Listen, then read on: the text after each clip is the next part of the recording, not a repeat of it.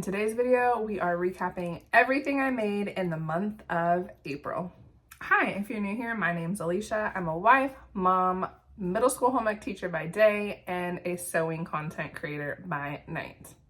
Now, I really started off this month strong only because I decided to become more consistent on this platform here on YouTube. So as a result, the fruits of my labor were very fruitful.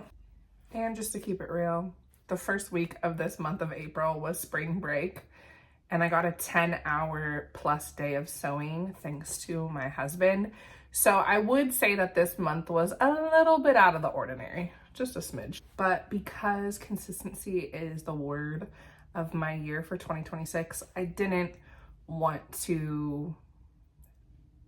Basically, I wanted to stop procrastinating, so that's why we had such a productive month. And if I'm being real, most of the time these videos tend to overwhelm me because I usually struggle to be consistent because I am a full-time wife, mom. I commute 2 hours a day, 1 hour there to work and 1 hour back. I work a full-time job, so sometimes I feel like I can't be productive in some months as I can in other months. So I hope anybody that watches this video does not feel discouraged by their own progress. We're all in different seasons of life. I'm just sharing what I made in the month of April.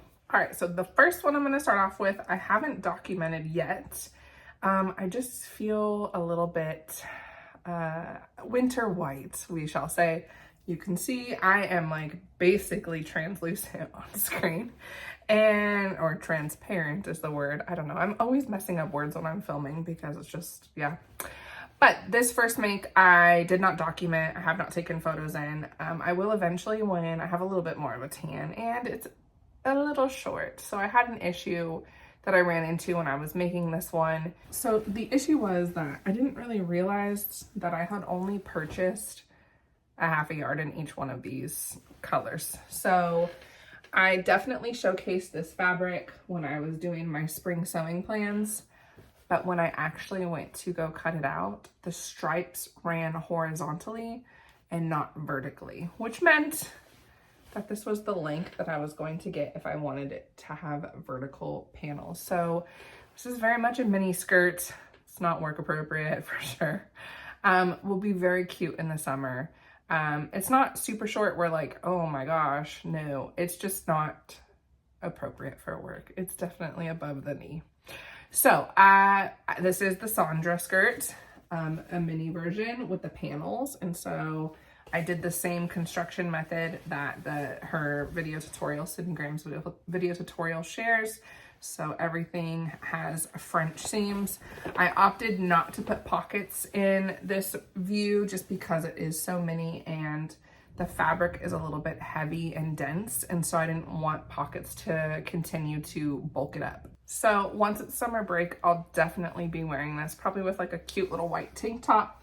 But again, it is quite mini in length, which I'm not really ready to show the legs yet. Still working on it. Have goals there too. But I love the way that it turned out. I love the panels. My vision came together. I think it will be really cute, a basic for summer when it's really hot. This was a denim from Fabric Godmother, and I believe it's still in stock, so I'll link it below.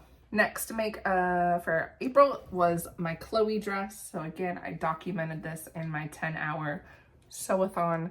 And this one was really fun. It came together in a little under 4 hours. I documented that I had made it in the long length, but then I ended up shortening it to just right to my knees.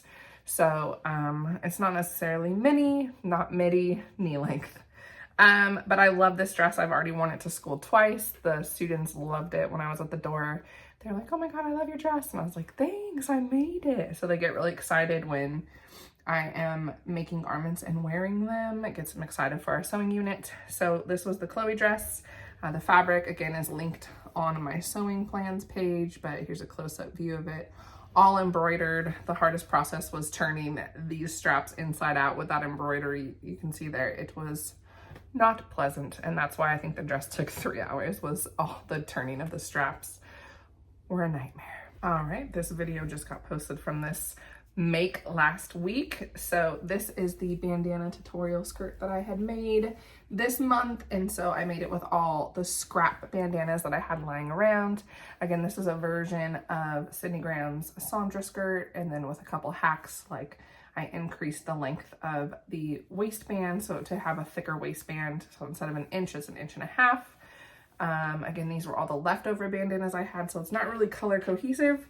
One side is more like earthy tones, and then the other side is the blues and greens. So we tried to make it work, but the video is now up in Evergreen. So if you ever have a bandana dress you want to make or skirt you want to make, there's your inspiration. I've already worn it to work once and the students loved it. They also love my other bandana skirt that I originally made in my basketball season makes. That one is their favorite. But yeah, that was a fun make, and that happened just last week. Now to showcase my favorite make of the month, which was the Solig dress. Here I did the long view, and I fully lined it because I kept saying in my video that the fabric was opaque, and I totally made the mistake.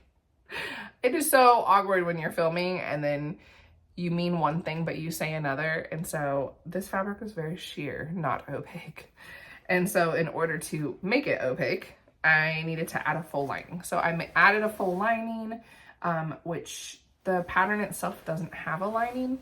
So I just cut out the shell in the lining and just made it a smidge smaller so that it would fit. And then I still also did the built-in bra component. And so a lot of people asked about that built-in bra, and it actually comes with the pattern. So this was like already in the pattern, which is a beautiful idea because the dress is low in the back with the ties, and so here's the tie channel. I opted for that, I believe it's view B, so the lower back channel.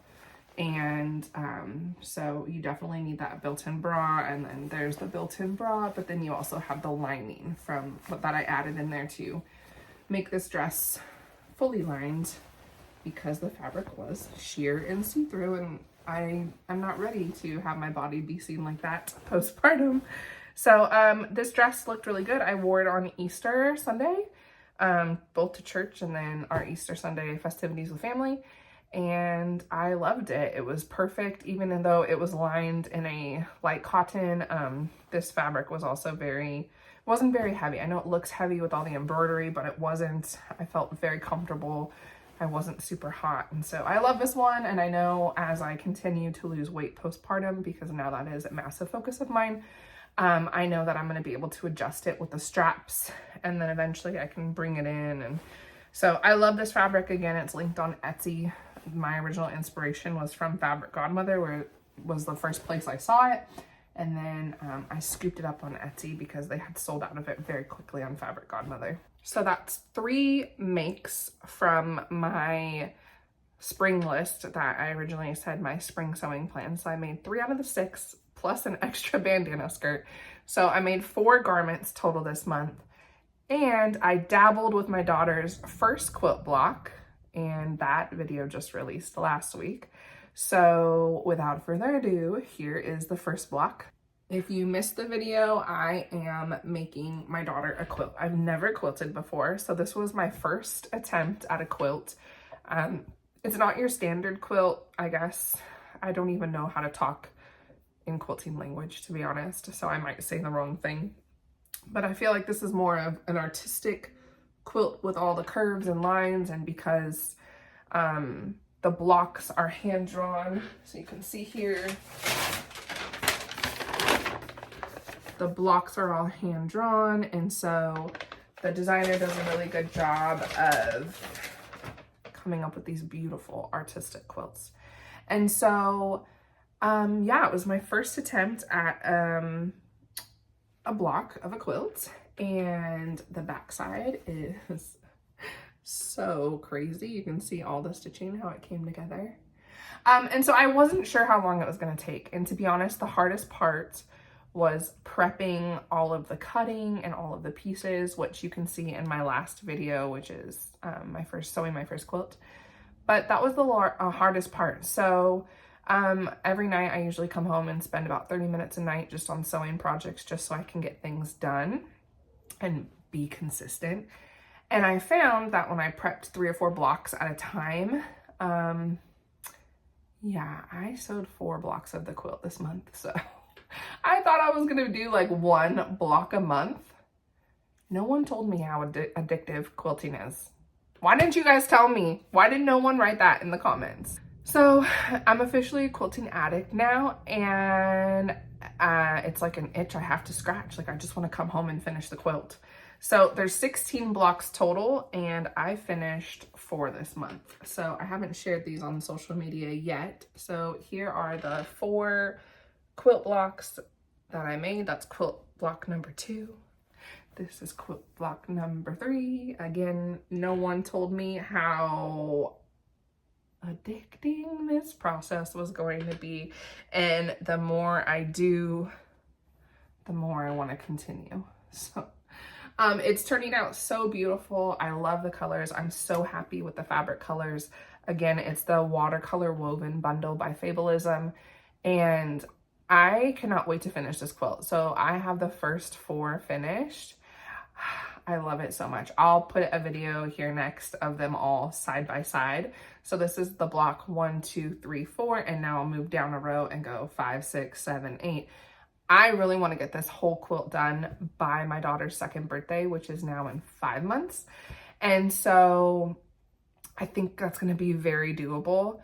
And I'm hoping that next month in May, with the end of the school year and everything that I have to do still, it's going to be kind of chaotic, but I'm hoping I can finish my other 3 sewing spring plans, and then I can focus on sewing for summer / Australia, because we are going to Australia this summer to visit my in-laws. So I'm going to pivot and make like a coat or 2. So we're gonna have some winter sewing thrown in during my summer content, because in Australia, being the other side of the world, they are on the opposite season to us. And I definitely want to take 2 new coats. One's a quilt coat, and then one is a puffer coat. And so I really want to finish those. I didn't get to them this winter, and so what a perfect opportunity for me to get to those things here in the next month before we leave for Australia. So that wraps up everything that I made in April. If you have any questions about the projects or want information, just comment below and I'll get back to them as soon as I can. Until next time.